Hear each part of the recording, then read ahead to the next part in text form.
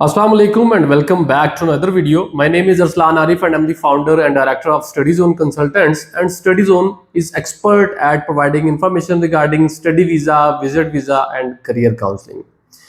आज हम डिस्कस करेंगे जी, अक्सर स्टूडेंट हमसे सवाल करते हैं ये जो GTE है ऑस्ट्रेलिया के हवाले से, जिसको अब GS भी बोला जाता है, GST भी बोला जाता है और GSR भी बोला जाता है, इन सब में डिफरेंस क्या है और अभी जो आपकी इसकी क्वेश्चंस और रिक्वायरमेंट्स हैं उनको कैसे फुलफिल किया जाए ताकि जो स्टूडेंट्स हैं वो जनवरी 2025 से ऑनवर्ड की जितनी इंटेक्स हैं उनके लिए इनको फुलफिल कर पाएँ, इनको प्रॉपर जो है वो मीट कर पाएँ ताकि वो वीज़ा रिफ्यूज़ल्स और किसी किस्म की जो कम्प्लेक्सिटीज़ हैं उनको अवॉइड कर सकें। वीडियो की जानिब जाने से पहले आपसे गुजारिश करूंगा कि अगर अभी आप हमारे चैनल पे न्यू हैं तो हमारे चैनल को लाजमी सब्सक्राइब कर लें, क्योंकि इस चैनल के ऊपर आपको स्टडी अब्रॉड से रिलेटेड वर्ल्ड वाइड वीडियोस मिल जाएंगी और वो सफिशिएंट होंगी आपको हेल्प करने में कि आपको किस कंट्री को चूज़ करना चाहिए। वीडियो को प्रॉपर स्टार्ट करते हैं जी। ऑस्ट्रेलिया का GST GTE क्या है? अब बेसिकली जब आप स्टूडेंट अप्लाई करते हैं तो उसके लिए हर कंट्री की कोई ना कोई रिक्वायरमेंट्स होती हैं कि आपने उन रिक्वायरमेंट्स को फुलफिल करेंगे तो उसके बाद आपको वीज़ा ग्रांट किया जाएगा। अब बेसिकली ऑस्ट्रेलिया में आपने एप्लीकेशन दे दी, आपका वो सारा प्रोसीजर कंप्लीट हो गया, उसके बाद जब आपने अपने आगे प्रोसीड करना होता है towards visa for some universities and for some universities even for your application आपको अपनी GT या GST की रिक्वायरमेंट्स को फुलफिल करना पड़ता है। अब बेसिकली आपका जो इन्होंने इसको चेंज किया है, सिंपली उन्होंने इसका नाम चेंज किया है। पहले था जनरल टेम्परेरी एंट्रेंस, अब उसको उन्होंने GST कर दिया है जेन्युइन स्टूडेंट्स, जिसका मतलब ये है कि अब जस्ट उनको जेन्युइन स्टूडेंट्स चाहिए, क्योंकि ऑलरेडी बजट में जो 2024 में जो उन्होंने रिपोर्ट पेश की थी उसके मुताबिक उनके पास जो कि स्किल वर्कर थे, उनके डिपेंडेंट्स थे और जो इंटरनेशनल स्टूडेंट्स थे उनकी तादाद वहाँ पे तकरीबन 8,87,000 थी, जो कि उनकी मैक्सिमम कैपेसिटी से बहुत ज़्यादा थी और उनकी मैक्सिमम कैपेसिटी 2.5 से 3 लाख है। और उन्होंने इस बात का भी इंदिया दिया है कि 2026 तक वो इसको 2,35,000 से 2,50,000 के दरमियान दोबारा लेके आएंगे। और वो हमने देखा कि उन्होंने काफ़ी सारे जो वीज़ा चेंजेस लेके आ रहे हैं और वो इससे एविडेंट है कि वो इसके ऊपर उसको लेके आएंगे। अच्छा, अब हम डिस्कस करेंगे जी अपने जो मेन पॉइंट है आपका GST। अब GST के अंदर ना बेसिकली इसके अंदर जो 4 मेन पॉइंट्स हैं मैं इनको डिस्कस करूंगा।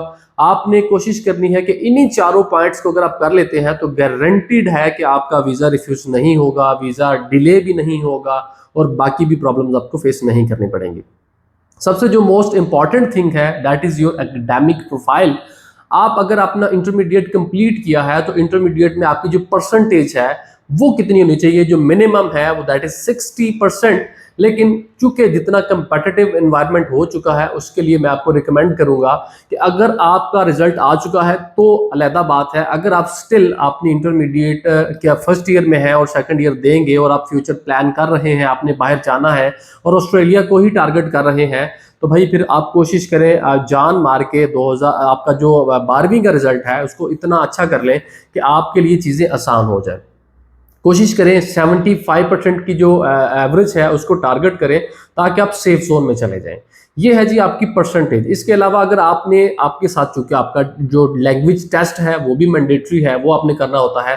अब इसमें आपका जो उनका मिनिमम क्राइटेरिया है that is 6 not less than 5.5, और अगर हम PTE की बात करें तो उसमें आपका मिनिमम 52 रिक्वायर्ड है फॉर बैचलर्स एडमिशन।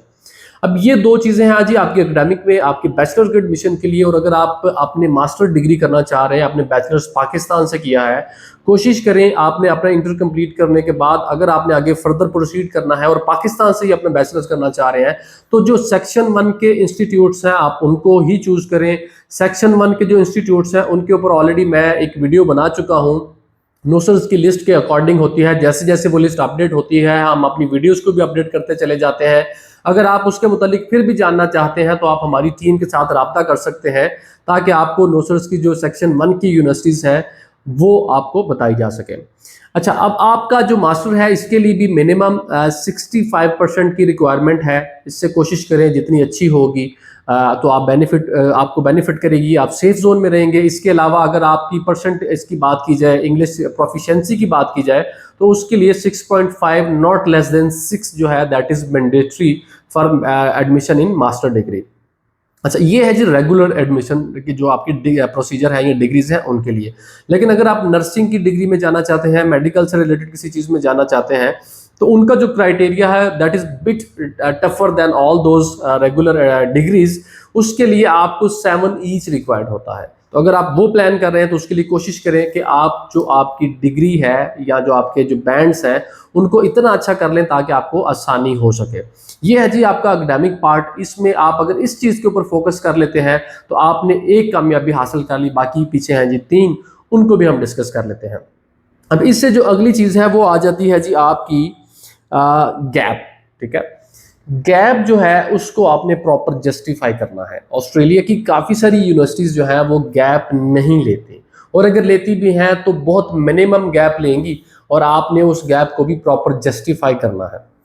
हमारे कुछ स्टूडेंट ऐसे थे जिनका इवन 6 मंथ का गैप था और उन्होंने उसकी भी प्रॉपर जस्टिफिकेशन मांगी और हमने प्रॉपर जस्टिफिकेशन दी ताकि उनको किसी किस्म का प्रॉब्लम ना बने। आपके लिए भी ये है कि आपका जो भी गैप है आप उसको प्रॉपर जस्टिफाई करें और कोशिश करें कि अगर इस जो आपका डिग्री के दौरान और जॉब के दौरान या जो आपका नए एडमिशन के दौरान जो भी टाइम फ्रेम है उसको आप ज़ाया ना करें। उसके लिए कहीं ना कोई ऐसा प्रोफेशनल एक्सपीरियंस लें, इंटर्नशिप्स लें, कोई ना कोई ऐसे डिप्लोमास कर लें जो कि आपको फर्दर आगे डिग्री के लिए हेल्पफुल साबित हो सकते हैं। क्योंकि अब काफ़ी सारी यूनिवर्सिटीज़ जो हैं वो मैक्सिमम या तो वो फ्रेश स्टूडेंट्स को लेती हैं, ग्रेजुएट्स को लेती हैं, या वो आपके मैक्सिमम 1 साल से 2 साल का गैप लेती हैं। इसके अलावा आपका जैसे और कंट्रीज़ में आपका मैक्सिमम गैप चल जाता है, आपका यहाँ पे वो गैप नहीं चलने वाला। ठीक है, आपने गैप को प्रॉपर जस्टिफाई करें। अच्छा, इसके बाद है जी तीसरा आपका फंड्स। ये सबसे इंपॉर्टेंट पार्ट है, आपने इसके ऊपर काम करना है, क्योंकि आपकी जितनी ये चीज़ जेन्युइन होगी, जितनी ये चीज़ ट्रांसपेरेंट होगी, उतने ही मैक्सिमम चांसेस होंगे कि आपको ऑस्ट्रेलिया का वीज़ा ग्रांट किया जाएगा। नॉर्मली क्या होता है कि जैसे आपके यूके है, वहाँ पे आप इन्वेस्टर्स को हायर कर लेते हैं, आप बैंक वालों से बैंक स्टेटमेंट बनवा लेते हैं। यहाँ पे आपको सोर्स ऑफ इनकम जो है वो नहीं रिक्वायर्ड होता, आपको इनकम टैक्स रिटर्न्स आपसे नहीं डिमांड की जाती। लेकिन कॉन्ट्रैरी टू दैट ऑस्ट्रेलिया जो है वो चीज़ डिमांड करता है कि आप अपनी जो इनकम टैक्स रिटर्न्स हैं वो भी दें, और आपने बाकायदा अपना प्रूफ ऑफ फंड्स भी देना है। अब आपका अपना अकाउंट है तो वो भी आप बताएंगे। अगर आप अपने पेरेंट्स का ले रहे हैं और उनमें से आपके जो पेरेंट्स हैं वो फार्मिंग करते हैं, तो उस सूरत में आपको प्रॉपर आपने जो जो एग्रीकल्चरल लैंड है उसका रिकॉर्ड देना पड़ेगा, उसके ऊपर जो आपकी इनकम आ रही है उसका रिकॉर्ड देना पड़ेगा। अगर उसके अलावा आपके पेरेंट्स जो हैं वो बिजनेसमैन हैं, बिजनेस करते हैं, तो उस सूरत में आपको उनकी प्रॉपर जो बिजनेस से रिलेटेड डिटेल्स हैं, आपको उनका जो बिजनेस का लेटर हेड है, उनकी जो सैलरी है, उनके इनकम टैक्स रिटर्न्स हैं, ये सारी चीज़ें आपको देनी पड़ेंगी। एक चीज़ आप मेक श्योर कर लें कि आपने किसी से जो है वो फंड्स नहीं लेने इन्वेस्टर्स से। अगर आप लेते भी हैं तो एटलीस्ट उसको इस तरीके से जस्टिफाई करें कि वो किसी भी तरह आपकी वो चीज़ जो है वो पकड़ी ना जा सके। क्योंकि अगर आपकी 2 नंबरी किसी स्टेज पे पकड़ी गई, specially for financials, while at the time of preparing for your financials, तो आपके लिए मुश्किल हो सकती है। अच्छा, ये हैं जी मेन 3 इंपॉर्टेंट्स। यहाँ तक अगर आप चले गए तो उसके बाद आप समझें कि आप सेफ जोन में हैं, आपकी चीज़ें काफ़ी जो हैं वो अप टू दी मार्क हैं। इससे अगला जो आखिरी और लास्ट पॉइंट है दैट इज आपका जो स्पेसिफिकली जीएसटी, जो आपका जेन्युइन स्टूडेंट टेस्ट है, उसको क्या करना है। अब इसमें बकायदा उनकी जो ऑस्ट्रेलिया की है जो होम अफेयर्स की जो वेबसाइट है, वहाँ पे ये क्वेश्चंस मेंशन है। आप वहाँ पे जाके देख भी सकते हैं। मैं कोशिश करूँगा कि डिस्क्रिप्शन में इसका लिंक भी ऐड करवा दूँ जहाँ पे ये इन्फॉर्मेशन सारी पड़ी हुई है। अब बेसिकली क्या है कि नॉर्मली आपको अपनी जो एक एसओपी लिखनी है, स्टेटमेंट ऑफ पर्पस लिखनी है, आपका मोटिवेशन लेटर भी कह सकते हैं, वो आपने लिखना है। उसके अंदर आपने काफ़ी सारी चीज़ों को एड्रेस करना है, जिसमें ये है जी कि आपने अपना एजुकेशनल बैकग्राउंड देना है। उसके बाद आपका जो प्रोफेशनल एक्सपीरियंस अगर कुछ है वो आपने ज़रूरी ऐड करना है। उसके बाद आपने ऑस्ट्रेलिया को क्यों चूज़ किया है, वाई नॉट अमेरिका, यूके और any other country, why only Australia. सबसे पहले आपने इस चीज़ को डिस्कस करना है, प्रॉपर जस्टिफाई करें। ये जस्ट आपने कभी भी नहीं कहना जी कि ऑस्ट्रेलिया खूबसूरत है, यहाँ पे PR जल्दी मिलती है, ये चीज़ें आपने डिस्कस नहीं करनी। आपने कोशिश करनी है उसको एकेडमिकली डिफेंड करना है, उसकी जो एकेडमिक रेप्यूटेशन है उसके बारे में बात करनी है, रैंकिंग्स के बारे में बात करनी है, जो कोर्स आपको वहाँ पे मिल रहा है उसके प्लस पॉइंट्स बताने हैं, उसका बेनिफिट आपको क्या हो सकता है वो बताना है।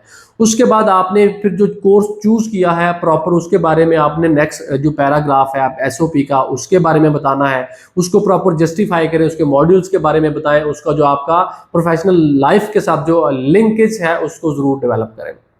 उसके बाद आपका जो फ्यूचर बेनिफिट्स हैं, ये जो फ्यूचर गोल्स हैं, कि आप ये डिग्री करेंगे तो उस चीज़ का आपको क्या बेनिफिट होगा, उसके ऊपर भी प्रॉपर रिसर्च करें कि आपकी जो डिग्री है इससे रिलेटेड आपको कहाँ पे जॉब मिल सकती है। अगर आप पाकिस्तान में जॉब करेंगे तो मिनिमम क्या सैलरी हो सकती है, जो फेमस कंपनीज हैं वो क्या क्या हो सकती हैं, और आपको वो कितना लॉन्गर रन में बेनिफिट कर सकती हैं। इस तरह और भी कुछ क्वेश्चंस हैं, आप उसकी ऑस्ट्रेलिया की जो ऑफिशियल वेबसाइट है उनकी उधर भी जाके देख सकते हैं, अदरवाइज डिस्क्रिप्शन में लिंक मौजूद है, वहाँ पे भी देख सकते हैं। इसके अलावा ऑस्ट्रेलिया अब दोबारा से मार्केट में एंटर होना शुरू हो गया है, काफ़ी सारे स्टूडेंट्स के वीज़ाज आ रहे हैं। अब उन्होंने एक जो कैप अनाउंस की थी उसके बाद एक नंबर ऑफ जो एलोकेशंस थी फॉर ईच इंस्टीट्यूट वो भी उन्होंने दी हुई है, और जो इस बात के लिए एविडेंट है कि जब आपको COE मिल जाएगा तो समझे कि आपके 95% चांसेस है कि आपको वीज़ा मिलेगा। आज की वीडियो में हमने प्रॉपर कोशिश की है जी आपका जो GST है उसको डिस्कस किया है। अगर स्टिल आपके कोई डाउट्स हैं, आपको नहीं समझ आ रही कि आपको चीज़ें कैसे प्रिपेयर करनी चाहिए, तो आप हमारी टीम से रब्ता कर सकते हैं। नीचे हमारा नंबर दिया हुआ है, हमारी एक्सपर्ट टीम आपको on the call on even messages भी आपको गाइड कर सकती है। अगर उसके अलावा आप रावलपिंडी इस्लामाबाद के कहीं करीब हैं तो बहरिया टाउन फेज 7 में हमारा ऑफिस है, आप पर्सनली विजिट करके भी आपने जो क्लैरिफिकेशंस हैं वो ले सकते हैं। आपसे मुलाकात होगी अगली वीडियो में, तब तक के लिए अल्लाह हाफिज़।